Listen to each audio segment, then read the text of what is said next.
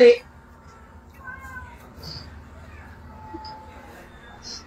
Trabaho lang na maayos niya. Hi everyone, welcome back to my channel. Anak ng superstar na si Nora Honor na si Matet De Leon naiyak bigla, habang naka-live selling.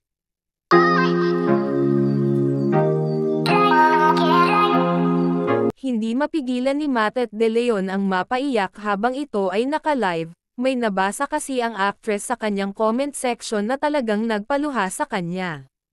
Maraming nag-alala at nakisimpatya kay Matet nang bigla na lamang itong napaluha, nang mabasa ang ilang comments sa kanyang TikTok live video.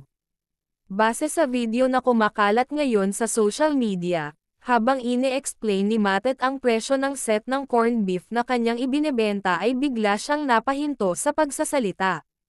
Kasunod nito, nag-explain ang aktres sa pamamagitan din ng isang video tungkol sa nangyari sa kanyang live selling. Gusto ko lang ipaalam sa inyong lahat, no, yung nangyari kahapon na medyo naiyak ako sa live. Hindi ako naiyak sa live dahil nahihiya ako mag-live.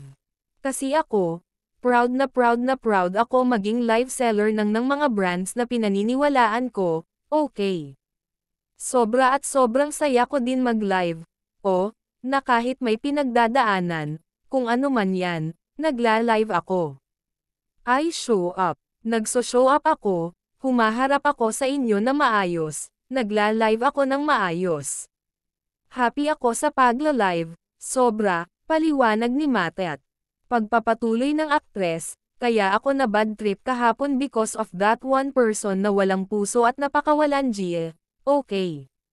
Pero yung pagla-live sell, I love it. Kaya gusto kong mag-thank you doon sa mga taong maayos, pagka-live. Gusto kong mag-thank you sa inyo, yung mga sumusuporta pag may live ako, lalo na yung mga suki ko. Akala ninyo, hindi ko kayo nakakalimutan, so thank you, thank you, thank you everybody for being nice to me, pagiging maayos, say pa niya. Dagdag pang pahayag ni Matet, masasabi ko lang doon sa mga talagang gusto lang mamikon, no, sa taong nagtatrabaho lang ng maayos at ginagawa yung gustong-gusto niya, wala, babawasan ko na yung pagbabasa ng comments.